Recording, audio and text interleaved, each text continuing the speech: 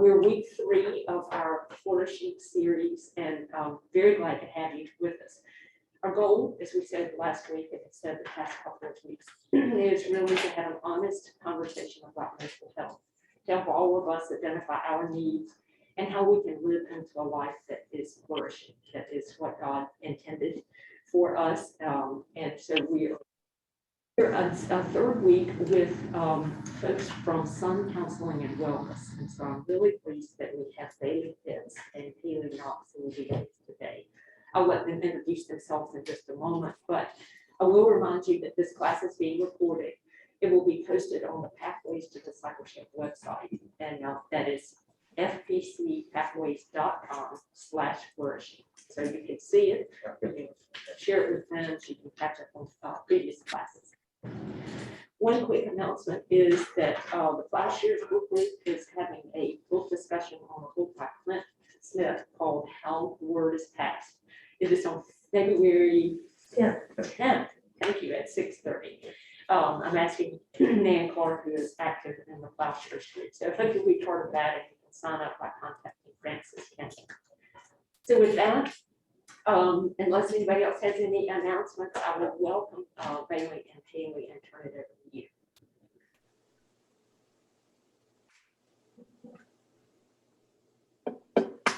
Hailey, you want to start? Introduce yourself. Oh yeah, go ahead. Yeah, of course. Well, thank you guys so much for having us. I'm Bailey Pitts. I am a licensed clinical mental health counselor here at Sun Counseling and Wellness. And I've been in the field for, I guess, about 5 years now. Mostly work with a lot of teenagers and adolescents struggling with generalized anxiety, depression, and I see a lot of individuals struggling with eating disorders. But yeah, and then I'll pass the baton over to Hailey. Yeah. Hi, everyone. I'm Hailey. I'm currently a student intern at Sun Counseling. I'm in school at UNC Charlotte and will graduate in May and hopefully get my license to be a licensed clinical mental health counselor as well. My primary interests align very similar to Bailey's, as I work with eating disorders, generalized anxiety and depression. Very interested in working with athletes and transitional periods, significant transitions in life. Thank you all so much for having us. We're super excited to be here with you all. So we can kind of start from there. Yeah. Well, I will pull up PowerPoint now. 1 second. I love technology. Okay. Share screen. Here we go. All right. Can everybody see this okay? Yes. Yes. Okay. Perfect. There we go. So today we're going to be talking about attunement to our whole self. So essentially, this is just encompassing all aspects of your health, which in order to create like a really balanced, well-adjusted person, and that allows us to live our best life. So specifically paying attention to like our mental health, our physical health, emotional health, spiritual health. Okay. Well, I will let Hailey go ahead and get started with our next slide. Awesome. All right. So like Bailey mentioned, we're going to kind of be talking about the different concepts of our health. So just kind of a question for all of you all. What does it look like for you to live a balanced life? And anyone feel free to kind of hop in.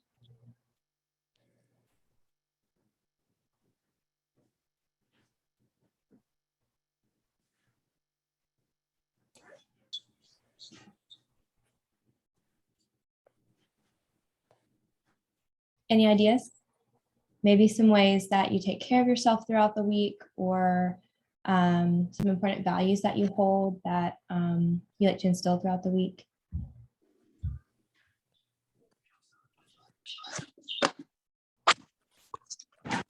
Anna, and I Bailey, and I was going to say that I think that sometimes we know what we need for balanced living when we aren't feeling particularly balanced. And so some of those things that we try to incorporate in our lives kind of can, in my life, sometimes go by the wayside when we're stressed out. So that might be a way to think about the things that make for balanced living, to think about when you lack them, how do you feel? Yeah, that's a great point.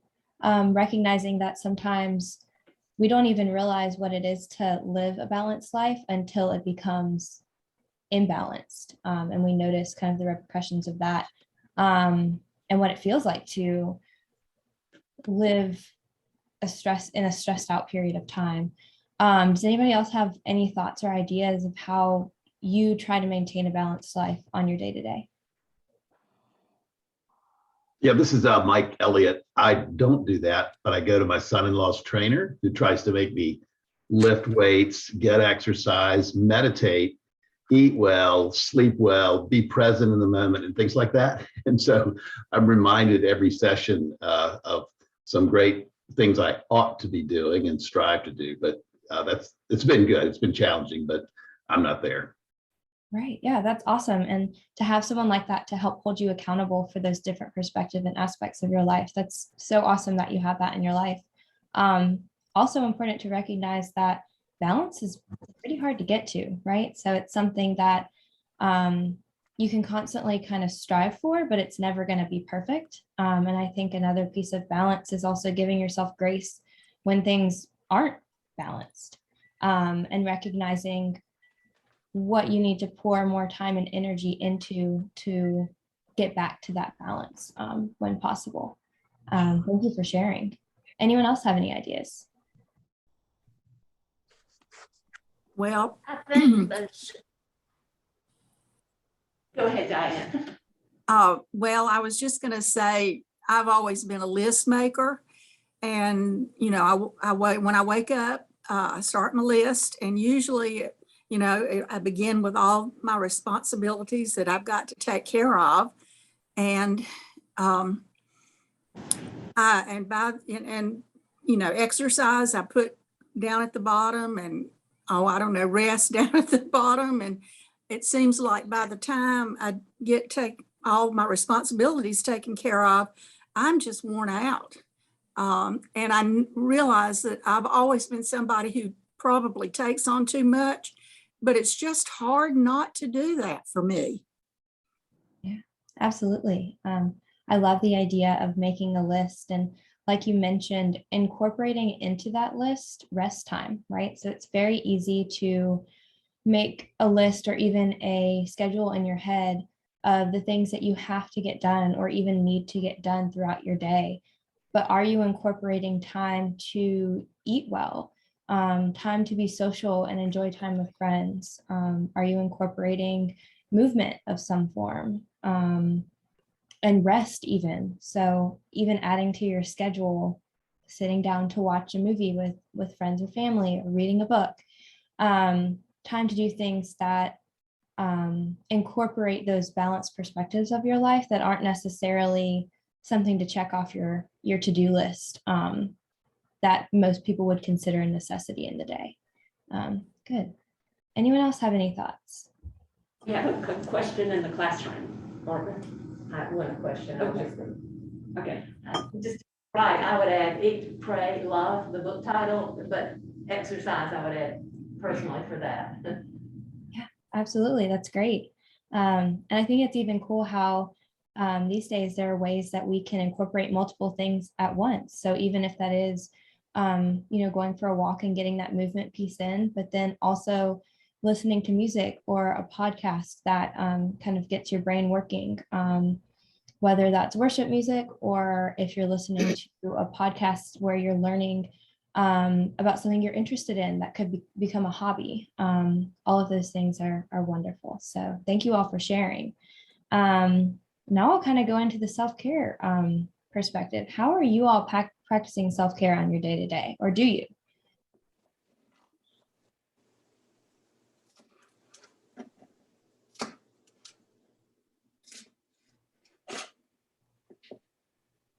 Yoga. Going to my mat every day. Yeah. Awesome. Feel free to just jump in. You guys can just share as you wish. Well, I begin my day with the ritual of, you know, meditation, and I'll do a spiritual reading. I just need that to kind of get my day started right. And I am thinking I need to have more rituals in my life to take care of myself, but it's important for me to have that time of thinking about spiritual matters. Yeah. To begin my day. That's wonderful. Some quiet time to begin the day. Maybe setting your intentions or in prayer. That's awesome. Anyone else? Well, I go for a daily walk, as many people here know. It's not something I decide to do. It's like brushing my teeth. I just do it without thinking about it. Yeah, awesome. So sometimes self-care can even become something that you do naturally every day because it's something you enjoy and you look forward to. That's awesome. Perfect. All right, Bailey, you want to hit the next slide, please? That is true. Okay, so in speaking about self-care, we generally practice this in the 5 different pillars, right? So first one being physical self-care. So that could be diet, exercise, sleep, any of those factors and the things that fall underneath them. So waking up and having a good meal, getting your movement in for the day or the week.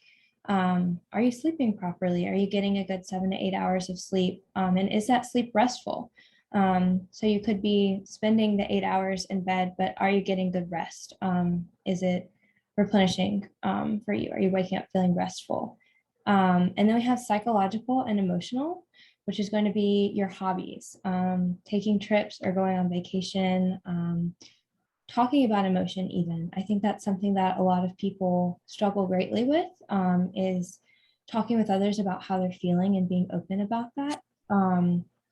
And that could be a great portion of self-care, is finding someone in your life that is supportive and that you feel comfortable talking to, that you can kind of release all the thoughts in your head in that comfortable space. And then we have your social self-care, which is going to be your time with your family and friends. It's going to be activities that you really, really enjoy or that you look forward to that you maybe aren't able to do every single day. It's also your desire to meet and engage with new people and new places, see new things. And that looks a bit different for everyone, depending on, if you're an extrovert, introvert, whatever that may look like. That social time is still very important. And thankfully, these days we have technology, which creates a whole nother layer of being able to connect with others without even having to be in the same room with them. So calling a good friend that you haven't talked to in a while, that's even a great way to fill that area as well. And then we have your spiritual self-care. So that's your time in prayer, meditation, even acting on your morals and values that you tend to carry out every single day. I think this one is, sometimes more difficult to dedicate that time to. And again, looks so different for everyone. Some people find that in actually physically going to church. Some people find that in yoga. Can look very different for everyone, but it's finding what works for you and what fills that portion of your life. And the last one is professional self-care. So can you say no? Are you taking on too much in your life to where you feel like you have to say yes to everyone? Are you taking breaks? That could be daily breaks. So are you taking a proper lunch break in your day? Are you working through lunch every day? Are you taking a few days off if you notice your mental health start to slide and you're getting exhausted? Or if you're physically sick, are you taking a day off? Also your workspace, are you creating a comfortable and safe space to focus on your work while you're there? So each of these kind of play into the overall self-care definition. Each play a very important role in creating that balance. So Bailey, if you want to hit the next slide for me. So we're going to take a little assessment. I think you all have access to this, hopefully in your person. So we're going to give you guys a few minutes to just go through it. Be really honest with yourself, and think about the areas in which the areas that need a little bit of work as far as your self-care goes. And when everyone's finished, we'll kind of come back together to discuss it a little bit.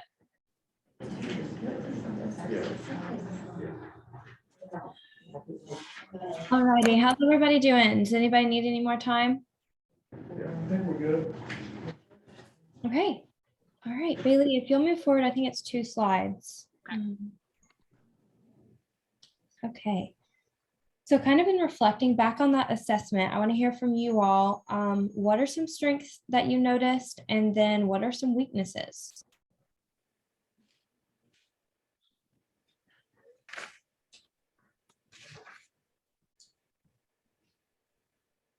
The thing that I noticed with myself is the sentence, wear clothes that make you feel good about yourself.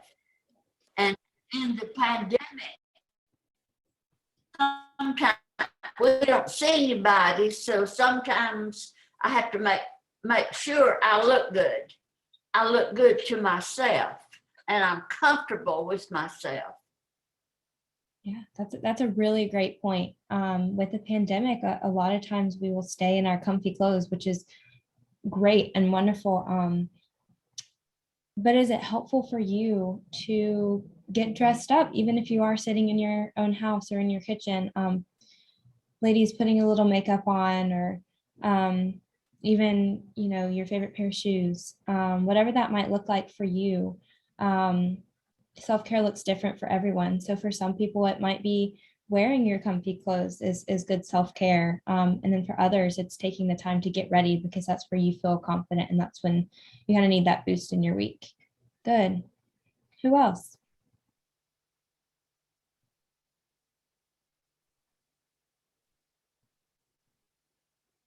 I'll add, so for me, I say I felt good about myself and that there weren't a lot of things that me need to improve category, but I also felt like there weren't a lot of me, I'm excelling at or feeling very good about, and which kind of brought me back to one of my core challenges of like, okay, I got a lot of places to improve. So how do I decide where do I want to devote my time and energy to improve these areas? So I felt both relieved a little bit, but also again, ongoing challenge of how do we manage our time. Yeah, that's a great point. Sometimes things can be so overwhelming that it's difficult to understand how to manage everything while also caring for yourself. And I think that's where the true act of balance does come in. When you notice that a lot of areas of self-care are lacking, does that mean maybe you're taking on too much with work or other obligations in your life, and maybe stepping away from some of those things and spending even 10 or 15 more minutes on self-care every day can just be a slight shift that might be helpful. It's also something that doesn't have to happen overnight, and it's not going to happen overnight. So what are some small things that you can do in every day that kind of add to those areas? Just one example, for movement, you don't have to go on a 30-minute walk every day, but walking outside on your lunch break and getting some fresh air, or even walking out to get the mail, things like that. You're still moving your body and caring for yourself. It just looks a little bit different. So giving yourself grace to do what you have the time and the space for is also very important. Thank you for sharing.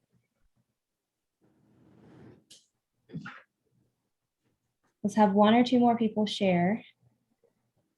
I could share a little bit. What I thought was interesting was that most of these the 5 categories, the physical, the social, the psychological, and the professional, the benefits are almost immediate in some ways for me.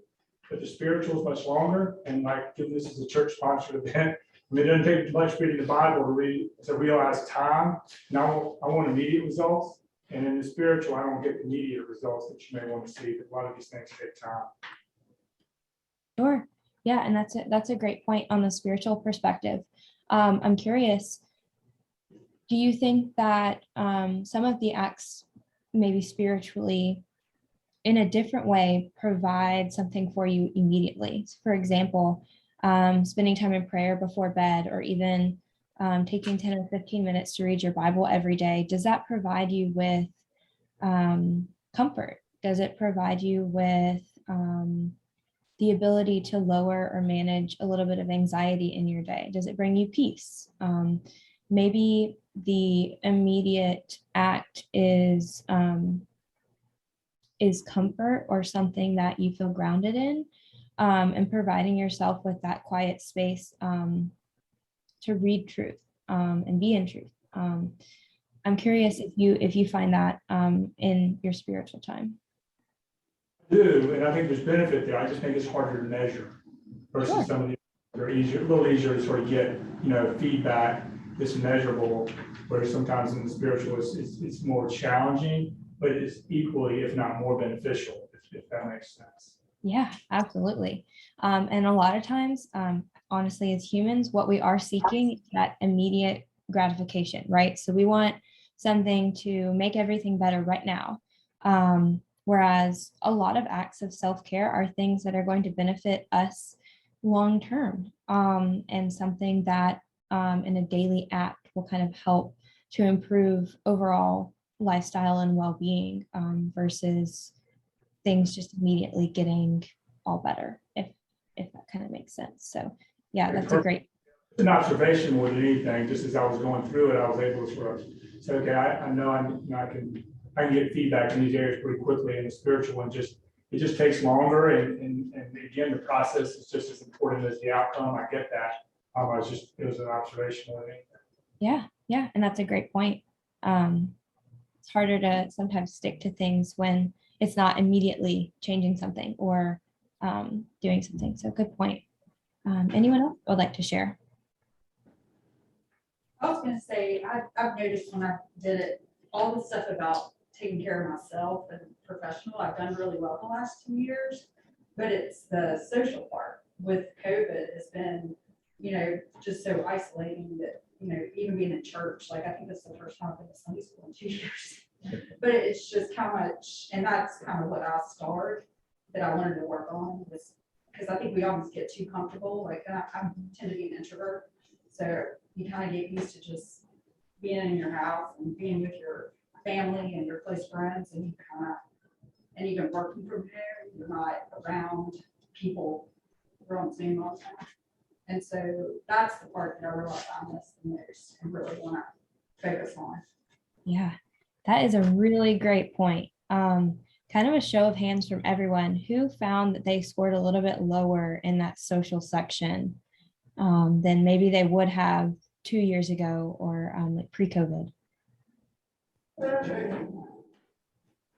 Yeah, so I think that's really important to recognize that in being at home, working from home, and not naturally surrounded by others as we would have before the pandemic, we have to seek socialization a bit more, and we can tend to get comfortable being with our family or at home by ourselves. So maybe we have to pour a little bit more intentional energy into that section, and pick up the phone and call someone when we need a friend.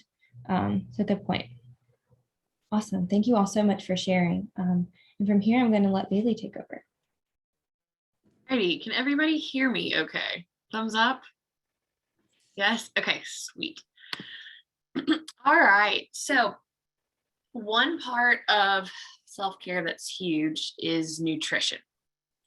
And as I mentioned earlier, I work with a lot of individuals that struggle with disordered eating, whether that be like restricting their diet and their intake, or binge eating, or overeating.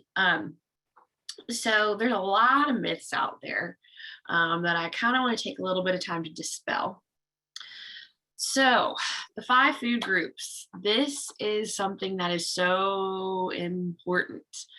There are a lot of diets out there at the current moment that encourage complete restriction of certain food groups. And one thing that is really important for us all to know is that our body needs all 5 food groups. Each of the 5 food groups serves a unique purpose for the nutrition and the health of your body and your well-being. Can anyone name off the 5 food groups? Anyone know? Changed. It used to be 4. It used to be 4. Just shout them out. Can someone name out one? Vegetables, Fruit vegetables, fruit vegetables, yes. Fruit, vegetables is 2, yeah. Dark chocolate, wine. Chocolate, that's a great one. Grains, yeah. So we've got fruits, we've got vegetables, we've got proteins, we've got carbohydrates, and then we've got dairy.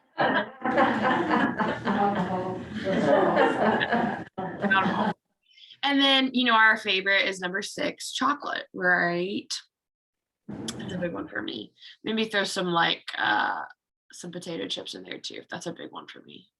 Some of us are more like sweet tooth. I personally am more of a savory person, but I digress.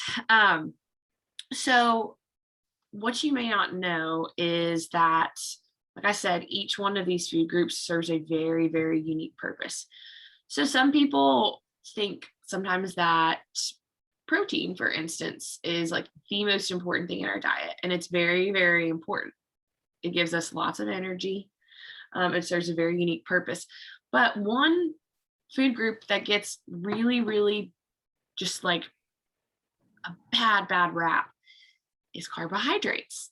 But one thing that's really important to keep in mind is carbohydrates are our number 1 fuel source. Okay. So if we don't adequately give ourselves those carbohydrates, you might find yourself occasionally feeling really tired. You might find yourself feeling really cranky. Another really important food group is our fats, which also kind of falls into like any kind of oils as well. So fats, fun fact, our brain is majority made up of fat. So if you do not adequately include your fat intake,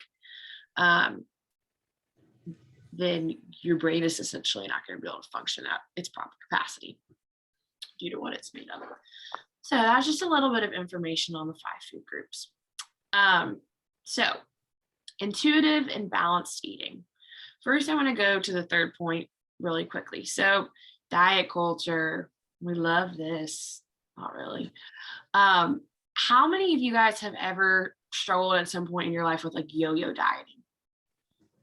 Raise your hand if that's something that you've been victim of. I know I have been.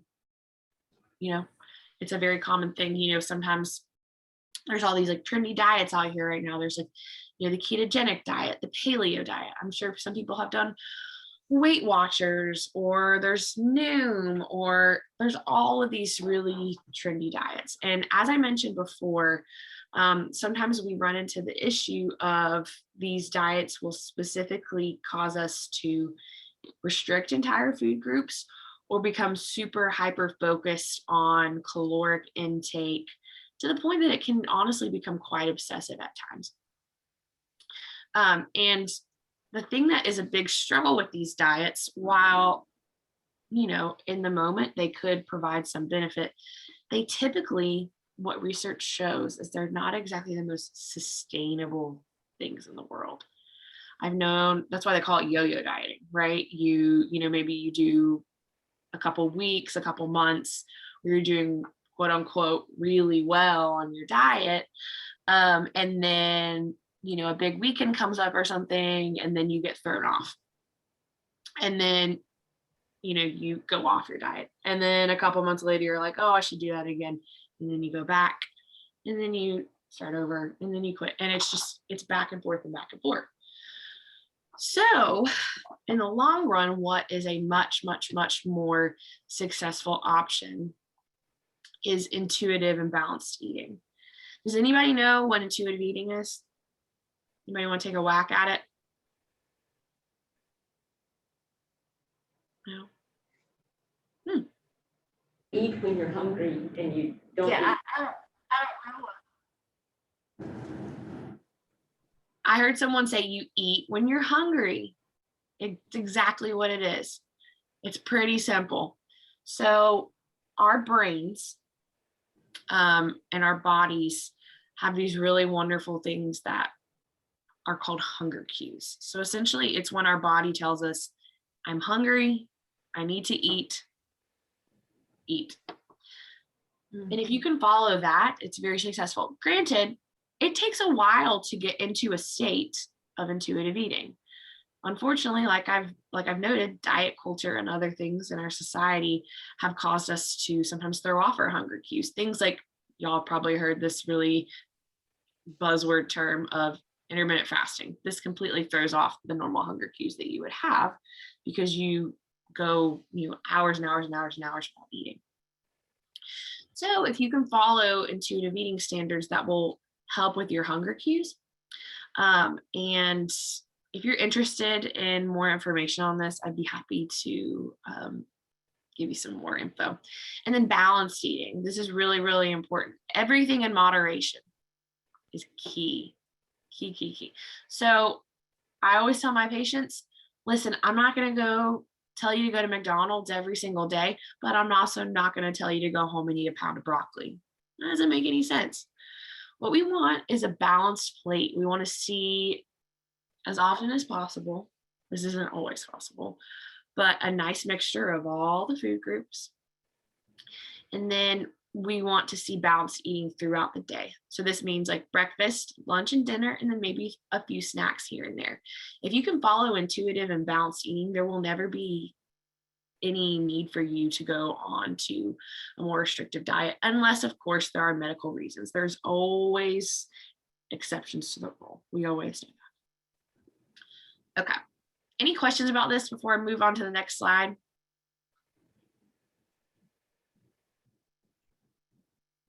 Nope. Okay. I want you guys also to, as we're going through this, reflect on, what this looks like for you. I know I'm like a little short on time, so I'm going to keep going. Sleep hygiene. This is a big one. How many of you guys ever have had issues with sleep? I know I have. It's rough. So most Americans do not get enough sleep. That is a really, really big issue for a lot of people. Some people get too much. Some people don't get enough. Some people have a really hard time falling asleep. Some people wake up a lot in the night. And there's a lot of different things that can factor into this. So I want to give you guys a couple tips and tricks from a therapist brain. So the screen rule. This is something I share with a lot of my patients. So how many of you guys are like, have your phones out or watching TV or on your iPad before you go to bed? I know I am sometimes. So what this does to our brain is it causes it to be overstimulated before we go to sleep. So if you're finding that you're having trouble falling asleep, reducing your screen time 30 minutes before bed can do wonders. It can be very, very helpful. For people that really struggle with sleeping, I even recommend an hour before bed, putting away all screens.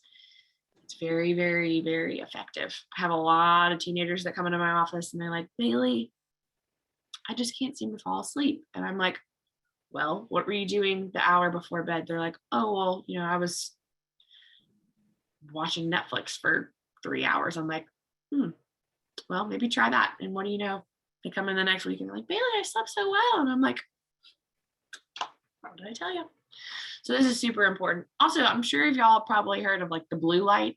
That's a big thing too. It can also really stimulate your brain. So I'm a big fan of reading before bed, doing meditation. It's important. And so this kind of segues into the bedtime routine. This is something that is super, super important. We want to make sure that every night we're kind of following something similar. So for me, this looks like, maybe I watch a little bit of TV and then I know I've got my 30-minute period for me. And that means that, I go, some nights I'll take a shower at nights and sleep in the morning, but maybe take a shower, get out, brush my teeth, put my moisturizer on. I love to sleep with my little lavender diffuser. That's something that's really calming. I'll turn the lights down pretty low, pull out my favorite book, get under my covers, get all warm. And then if I can do that every single night, it really provides your brain with a consistency, and it starts to cue your brain into, okay, it's time to go to sleep, because that's what I do every single night. Okay. And then we also have CBT for sleep. So this is if you're really, really continuing to struggle with sleep and the screen rule and the bedtime routine are not working. So CBT is the most evidence-based type of therapy, just pretty much in the entire field of counseling. So it stands for cognitive behavioral therapy, and it's all about rewiring your brain and changing the way that you think, the way you feel, and the way you act, because they're all interrelated. So what CBT for sleep looks like is reducing naps or completely cutting them out. Naps are great. I'm a huge advocate of them. I love nothing more in my life than my Sunday afternoon nap. Oh my goodness. I go to church, I go to lunch, I'm sleepy, I get in the bed. Such a nice feeling. But if you're having a hard time sleeping, naps can make it very difficult to fall asleep later at night. So you can cut those down, and it's really helpful. So sleep restriction, this is a really cool idea, and it's something that, because I've had a hard time sleeping in the past, I've used a lot. So what we want to do is, if we are laying in bed wide awake and we can't fall asleep, that teaches our brain that our bed is not for sleep.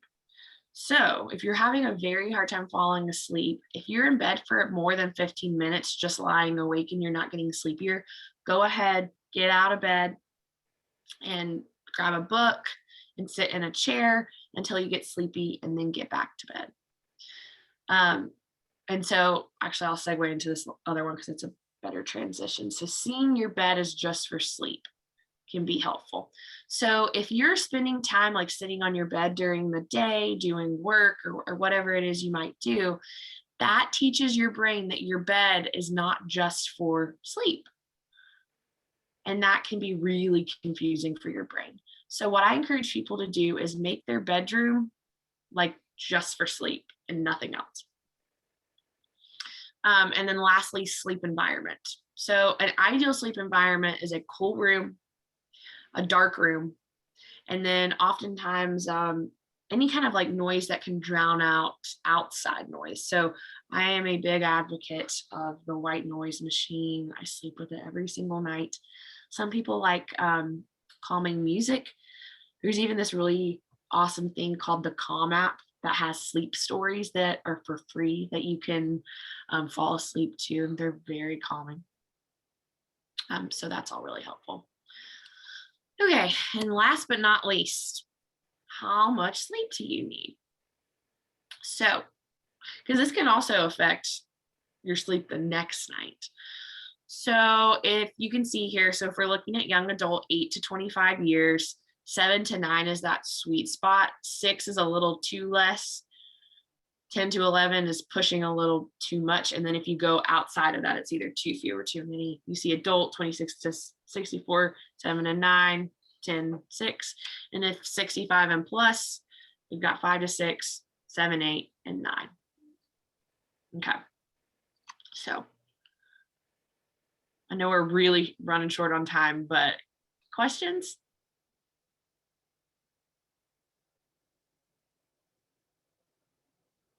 Got a quick question. Yeah. You said screen time. Well, so many of the books are on, books you read, or I'm reading them on my iPad. Is it better to read it hard copy, or is it reading it on your iPad the same? So reading on your iPad it's gonna be the same thing as that screen. It's all about the light that's in the screen. If you had one thing that's really good though is a Kindle. Kindles are really good for that because they don't have that same the light that an iPad would. All right, thank you. Mhm.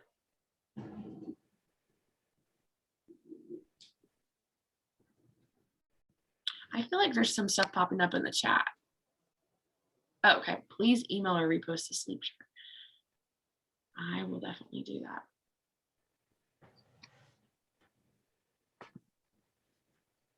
Any other questions?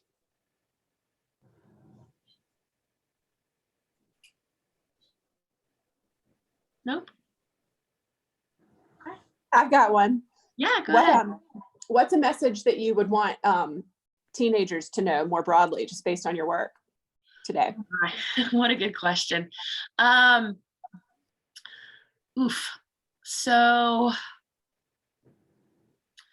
I would say that your worth, and this is honestly for all people, but it's not based in your outward appearance. I think a lot of times due to social media and the society that we currently live in today, there's so much focus on external appearances. But I've had so many conversations with teenagers and parents about this, that people don't like you for the way that you look, right? Like, you could be the prettiest person in the world, but if you don't have a great personality, then no one's going to want to be friends with you.